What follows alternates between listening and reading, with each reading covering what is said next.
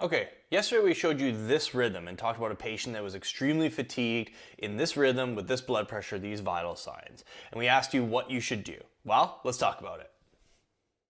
Okay, so when it comes to a third degree block, which this rhythm is, what it means is that we have the P waves that are still heading towards the AV node because they're all upright, they're all in basically happening on a pretty consistent basis, but there's a disconnect between the atriums for the atrial contraction because we got good P waves, and a disconnect between that and the ventricles because the ventricles are still contracting, we still have narrow QRSs, but they are not correlated with the P waves, and that is your very kind of classic presentation of third degree block. Now, as far as the treatment goes, what should we do for this patient? Well, we gave you a very fatigued, very sick patient with a map that is declining, and so this patient is pretty sick and needs intervention, and so you basically would be starting down the route of potentially atropine, but really the fact that the atropine doesn't typically work in third degree block. You might have a higher success rate because the QRSs are narrow, meaning that they're taking the electrical pathways here, but the likelihood of it working is pretty low. Next thing, you'd be looking at potentially a small fluid bolus to see if you can improve the map,